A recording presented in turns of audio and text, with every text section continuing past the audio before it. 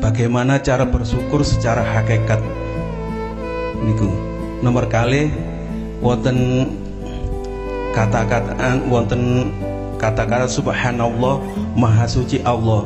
Lah ingkang badhe kula tangletaken suci saking nopo Allah niku ngoten mangkaten ingkang kula tanglaken. Wassalamualaikum warahmatullahi wabarakatuh. Waalaikumsalam warahmatullahi wabarakatuh. Syukur secara hakikat itu antara yang menyukuri dan yang disyukuri harus connect, harus tahu, harus menghadap. Pak D matur suwun nggih, mantun maringi kula sego nasi sehingga kula tadinya lapar saniki kenyang. Ya le padha-padha le. Nah, ngaten ta? Kita mengatakan terima kasih harus ketemu terhadap Pak D tadi. Iki syukur yang sebenarnya si syariati. Pak D itu ada di rumah, kita gak mau renang Pak D. Kita di rumah kita ninggoni kamar ngomong, Pak D matur suwun ya kula sampeyan. Nah, gak ketemu. Itu bukan dianggap syukur. Masalahnya tidak ketemu yang memberikan makan. Iki secara akal seperti itu. Mesti Pak D ngomong ini. Lah iya, arek gak roh terima kasih nang aku. Keimangannya nyingkri. Mesti ini matur suwun di depan Pak D. Lah kan dah. Iki saya. Hakikatnya pada Allah. Anda harus bertemu terhadap Allah. Kalau tidak bertemu, di situ kan dikatakan la in syakartum la azidannakum. Jikalau kau betul-betul bersyukur, maka nikmat itu akan kutambah. Artinya apa? Ketika kau bertemu terhadap Allah, ini wajah tu wajah tadi, ya, maka disitulah Allah akan memberikan nikmat ditambah la azidannakum. Allah akan menambahi kenikmatan. Apa yang dimaksud kenikmatan? Mudahnya Anda bertemu Allah. Siapa yang sering bertemu Allah, maka dia akan semakin cepat, semakin apa ya? Semakin mudah dia bertemu Allah. Beda kalau nggak pernah bertemu, si bingung di tempatnya. Oleh karena kami setiap bulan itu ke Wajak, maka nggak pernah menggunakan map. Awalnya map, dia, si bingung. Tapi setelah bertemu pertama ke sini, kedua bahkan setiap bulan, maka mohon maaf udah nggak telepon kecuali ada penutupan jalan, panitia memberikan arahan, ada penutupan jalan, diarahkan jalan yang lain. Wala in kafartum inna adzabi lasyadid. Jelas, apabila kau mengkhianati atas pemberianku, maka kau justru tidak kutambah nikmatnya, tetapi la inna adzabi lasyadid, siksaku yang amat pedih akan datang. Apa? Ati sumpek terus Pak, gelisah. Ning ati ngono rasa ragu, sok iki aku mlebu neraka apa mlebu swarga. Genyon sewu lho Pak. Estu orang yang alim-alim itu belum yakin kalau dia itu bisa masuk surga. Dirinya sendiri tanya olah, aku sok iku surga apa neraka? Enggak tahu. Jadi kepastian hukum belum beliau pegang, masih ragu. Siapa? Kita ini loh yang merasa alim, merasa kita bukan. yang lainnya. Belum mengenal dinul haq, aku yakin siapapun kita masih ragu. Walaupun kita itu sudah disebut sebagai guru, wis tak guru, diri kita sendiri masih ragu. Wa ma ubari'u nafsi inna nafsa la'amaratun bisu. Masih belum aman. Belum aman, Pak. Aku husnul khotimah apa ora? Tadi belum yakin. Saya itu termasuk golongan orang-orang yang dijadikan Allah sebagai kekasih atau tidak. Mboten semerah. Berarti kan ragu kita. Masih ragu. Lah, keraguan itulah bentuk karena kita tidak bersyukur. Akhirnya inna adzabi lasyadid. Oke. Akhirnya dengan kematian ketakutan. Takut Pak dengan kematian. Manusia semuanya yang belum kenal Allah, yang konteksnya Allah itu di dalam makrifat, mesti takut dengan kematian. Kecuali mereka yang sudah makrifat pada Allah, baru di sini hatinya sudah kenceng, sudah imannya sudah tidak lagi ada perserikatan. Wa ma ana minal musyrikin hanifan wa ma ana minal musyrikin. Al-An'am 79 itu terakhir ditutup wa ma ana minal musyrikin. Dan saya, kata Nabi Ibrahim, bukan termasuk golongan orang yang menyekutukan Allah. Berarti wis aman, Pak. Wis aman. Wis aman. Asale kan lentang, bulan, matahari dituduh Tuhan, dituduh Allah. Yang tadinya jenengan kali kula niku selain Allah itu masih kita beriman bisa mendatangkan manfaat dan mudarat. Masih ada pengaruh. Tapi setelah jenengan iku sudah dirahmatihi, nah buyar pun semuanya, yang lainnya sudah hangus. Hati imanmu itu betul-betul termasuk iman yang ihsan. Hati Nabi Ibrahim akhirnya benarnya imannya itu pada Allah di 79 wa ma ana minal musyrikin. Sudah diajarkan setiap kita sebelum membaca Fatihah lupa itu yang disebut doa iftitah, doa sebagai pembuka. Cuman kebanyakan tidak ngerti caranya maksudnya ayat itu, akhirnya diwaca toh.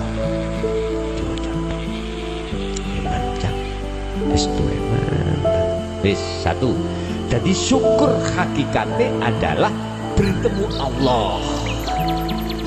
Baru disitulah nanti dikatakan syukur hakikatnya. Makanya ada yang mengatakan ahli sufi, Anda ketemu Allah lewat syukur, silakan, bisa. Iku maksudnya di situ tadi. Fak butuh jenengan lewat aktivitas apapun, fak butuh di situ benar, bisa. Bahasa Islam, versi Islam, yo sholatmu petuk ono Allah, njoboni sholat aktivitas yang petuk Allah. Syariat kan ilmu kanggo sholat iku jenenge syariat. Lah sholate nama sholat iku thariqah. Hakikate adalah tujuan wong sholat apa? Bertemu Allah. Enggak. Sing kathah bertemu kilpat, sikil papat. Sembuh delok penggaweane blantik wedhus ya. Sikil papate wedhus. Intinya di dalam sholat itu kita itu mayoritas umat Islam tidak bisa menggunakan fasilitas tokoh untuk bertemu Allah, nggak bisa. Mesti ketemu selain Allah. Dan arek cilik rame ya ketemu arek cilik. Wis. Karena apa? Sebab karena kita tidak masuk menerima bifadlillah wa birahmati. Ini alasannya. Ini alasannya. Subhanallah, itu fakta.